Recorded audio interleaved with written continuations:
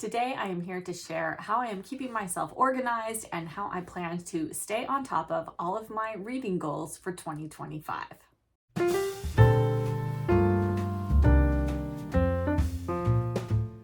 Hello book friends, I'm Jen and welcome to my reading life and welcome to a new spot in my reading room. Today I am sitting at my desk because I am going to share something with all of you that is on my computer. I was thinking of the best way to keep on track of my Read Your Shelves challenge for 2025, my 25 and 2025 books that I want to read, all of the subcategories of those goals that I want to keep track of.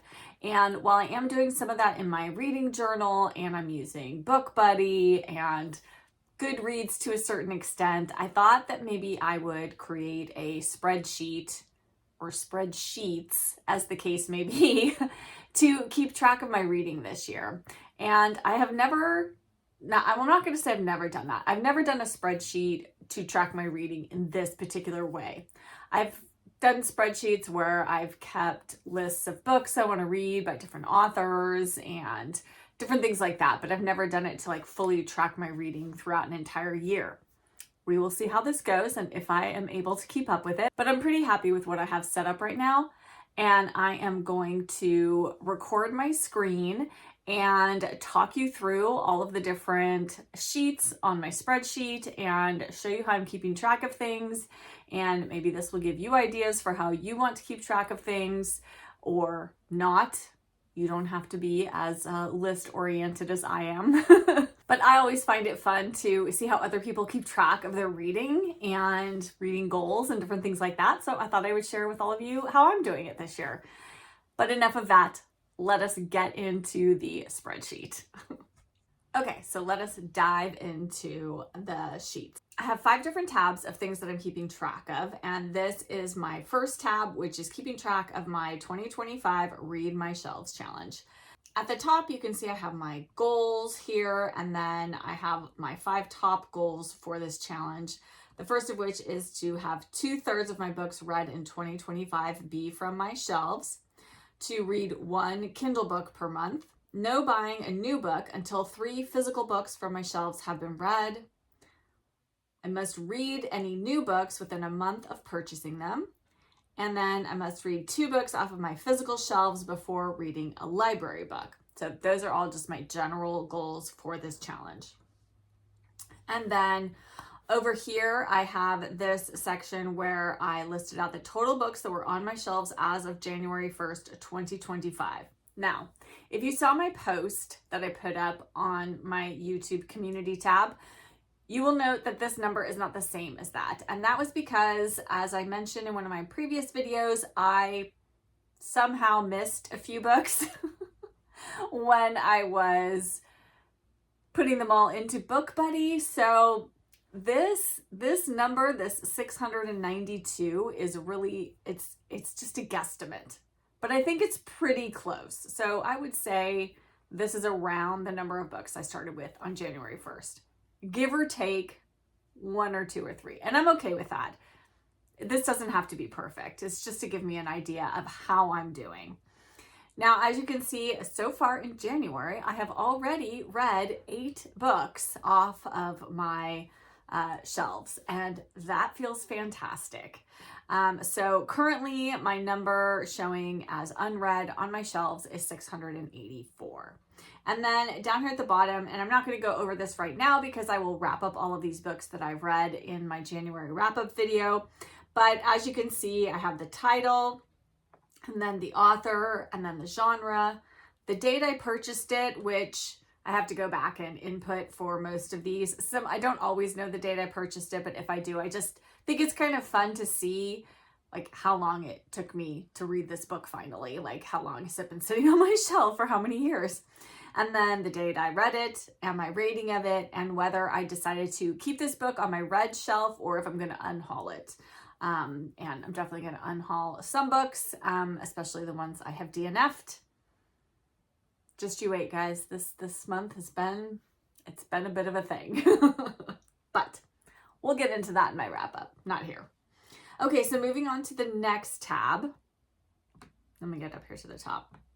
So these are the books that I picked for my 25 books to read in 2025, and all of these have been on my TBR shelf since prior to 2019.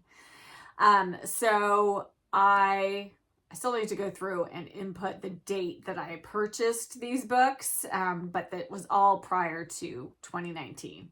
So all of the books in this sort of pinky purpley area of the spreadsheet, these are all the books I actually have on my round new rotating bookshelf. That top shelf there has all of these books on there.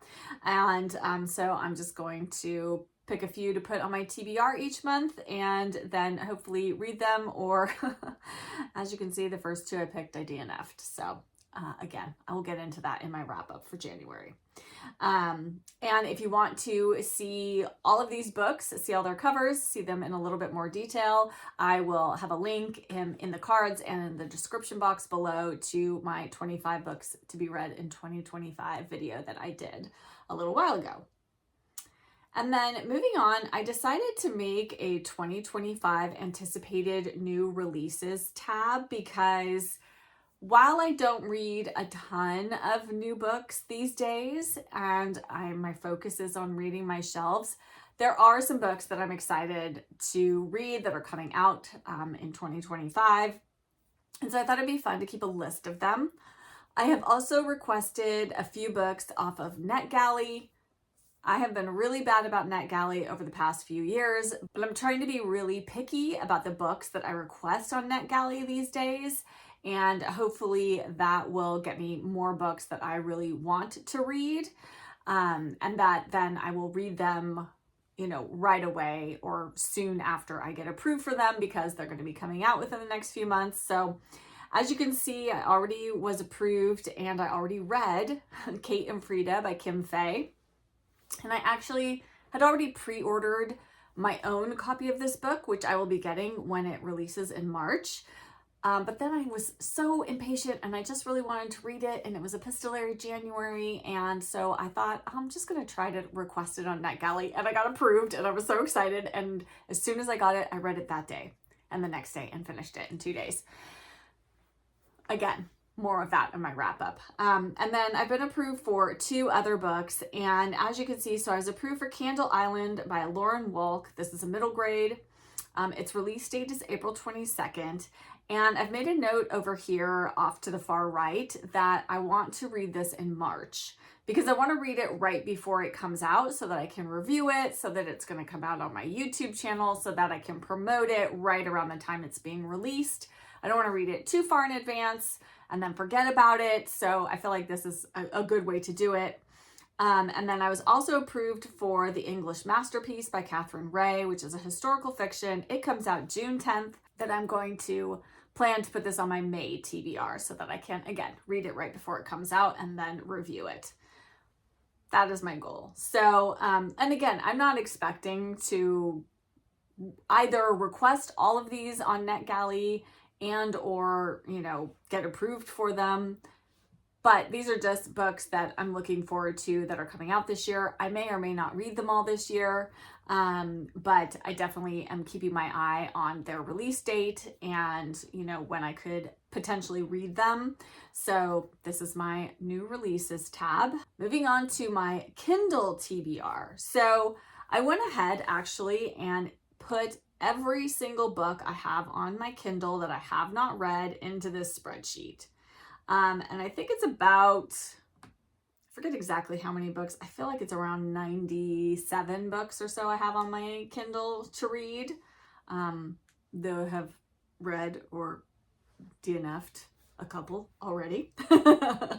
And so of those 90, however many books I had on my Kindle, I decided to pick 25 of them to sort of prioritize that I really feel like I want to read this year. And then from those 25, my goal is to read at least one a month. I read one, and then I DNF'd one already in January. So that's taken me down already, a couple of books.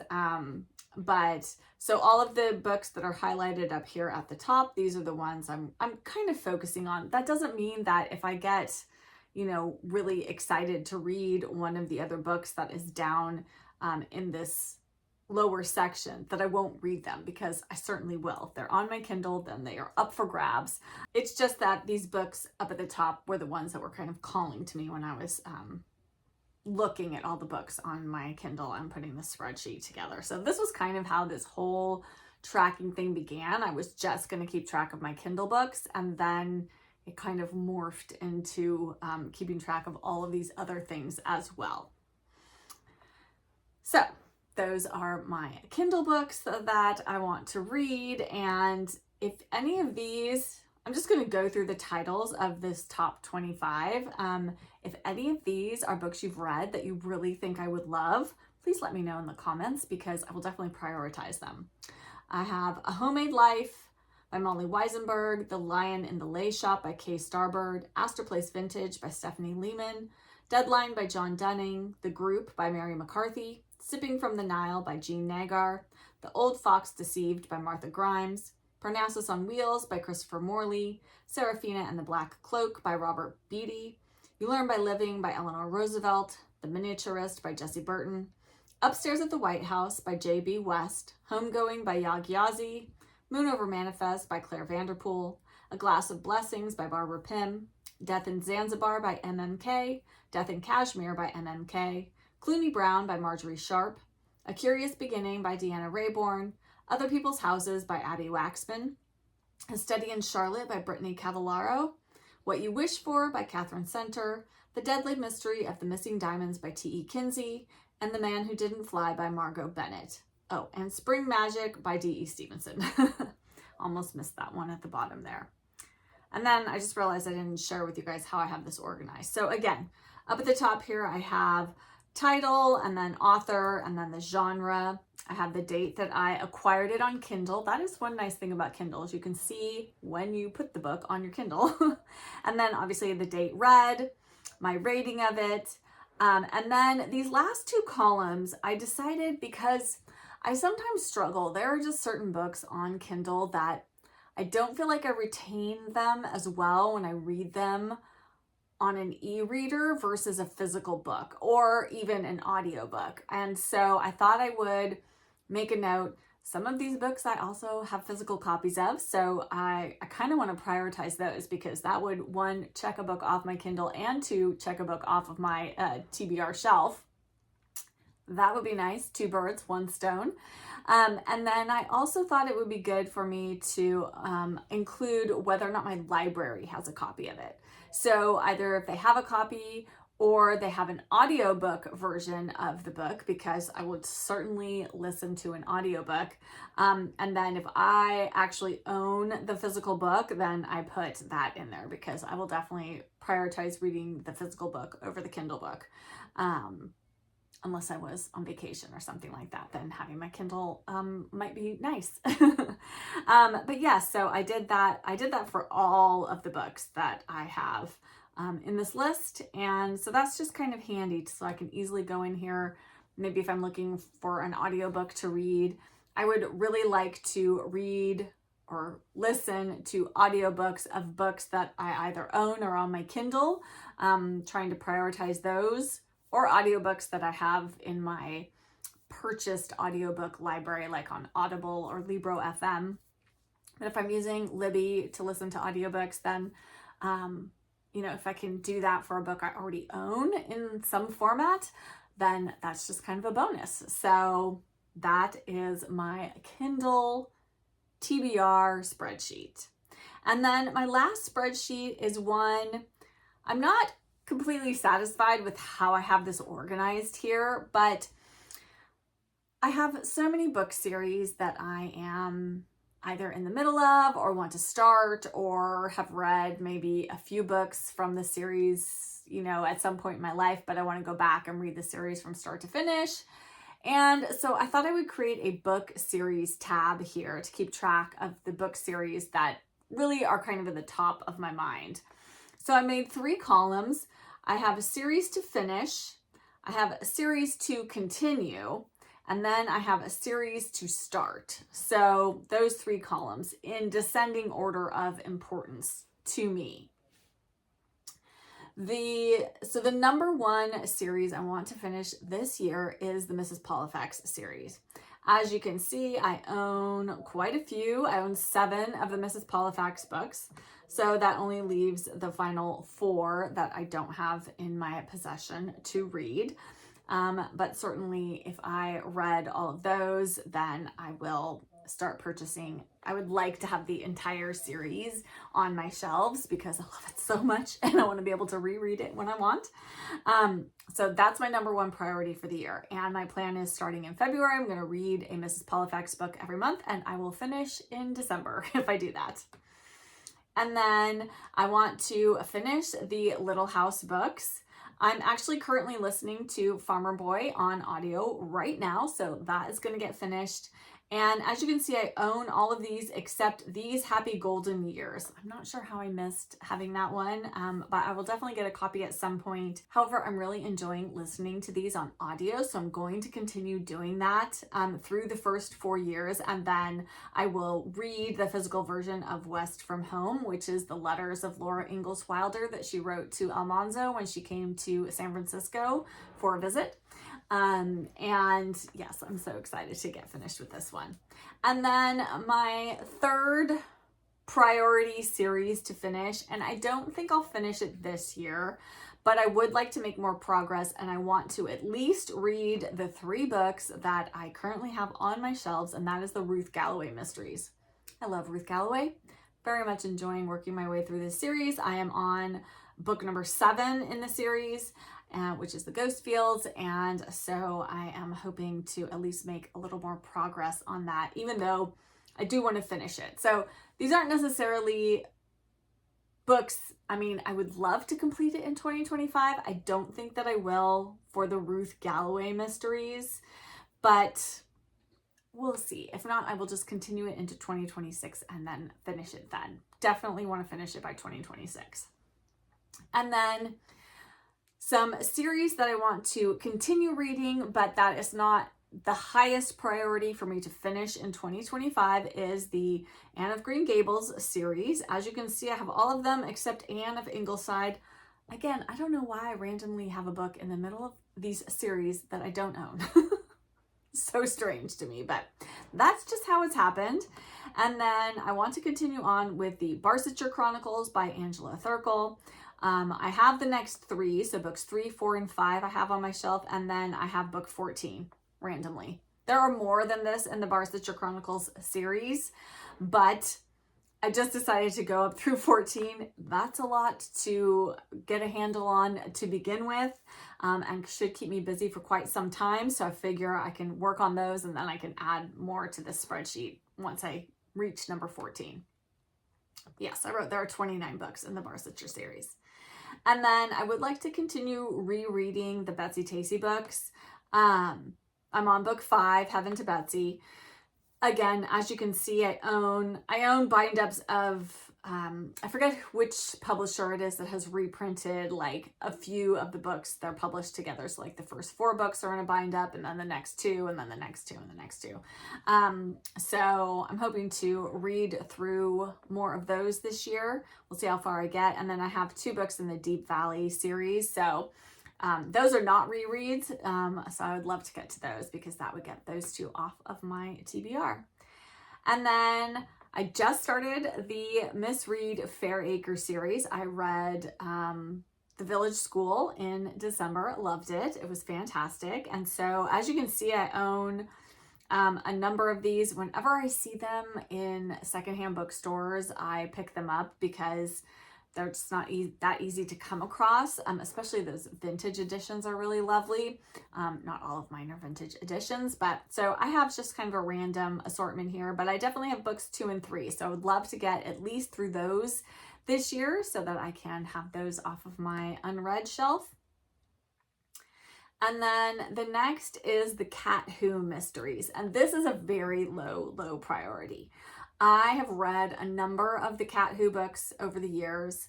I read them, it's probably been a couple decades now since I was kind of going through a phase of reading them all.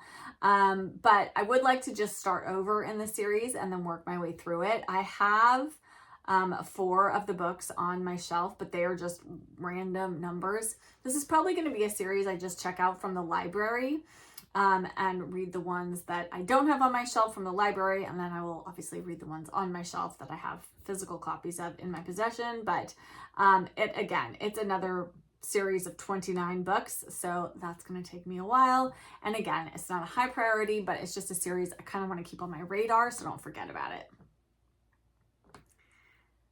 And then series that I want to start. The number one series I want to start is the Roderick Allen mystery series by Ngaio Marsh. And I have read a bunch of the books in this series over the course of my life. I don't necessarily remember that one. I've read quite a few of the ones that are set in the theater. I've read some of the Christmas ones, but I would like to start at the beginning and work my way through the series of 33 books. But I do have a few of them on my shelf, and I do have the first 3 books. So again, if I could get through those first 3 books, I would really, really love to do that. Next, the Her Royal Spyness series. Again, I have the first 3 books in that series. Both of these series, I have bind-ups of the first 3 books, which is kind of funny. But there are 18 books currently in the Her Royal Spyness series, but I believe Rhys Bowen is still writing those, and so there may be more to come, but I know everybody just sings the praises of this series, and I have a feeling I'm going to love it, so it's time to get started on it. And then my last series to start is the Thrush Green series by Miss Reed. There are 14 books in the Thrush Green series. I own the first 2. If I could read the first 2 this year, that would be fantastic. This all sounds very, very ambitious. I realize that. And these are not the only series books that I'm reading, but they are series that I want to either catch up with or finish. Other mystery series that I read, I am pretty much up to date with. I mean, there may be a few out there that I need to read the next book or 2 in the series, but these are the ones I want to prioritize this year. So yes, that is my book series reading plans. That is how I have organized my reading plans, goals, challenges for the year, my hopes and dreams and wishes. I would love to know from you guys in the comments, do you keep track of your books, like what you're planning to read or what your reading goals are, and how do you keep track of those things? Or do you just not worry about it that much? Or do you just use something simple like Goodreads or Storygraph or something like that to keep track of your books? Or you use a reading journal and just keep a basic list of what you're reading or what you want to read?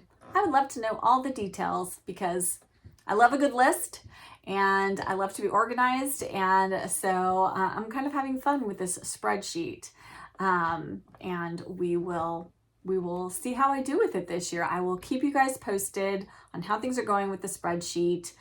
Maybe we'll do like a quarterly update of my spreadsheet and see how I'm keeping up with it. So I will try to keep that in my mind to let you guys know how things are going. And maybe I'll update you also on my reading journal at that point as well. So we'll just do a kind of how is my reading tracking going? And if there isn't anything you'd like to share in the comments, if you could leave a little computer emoji down there just to let me know that you were here and that you made it this far in the video. Comments really do help my channel, and I really appreciate you leaving those emojis just so I can see that you stopped by my channel. It's so lovely. And if you did enjoy this video, if you could hit that like button and subscribe if you aren't already subscribed. I would love to have you join my bookish community. And I'll be back with another video very soon. Bye!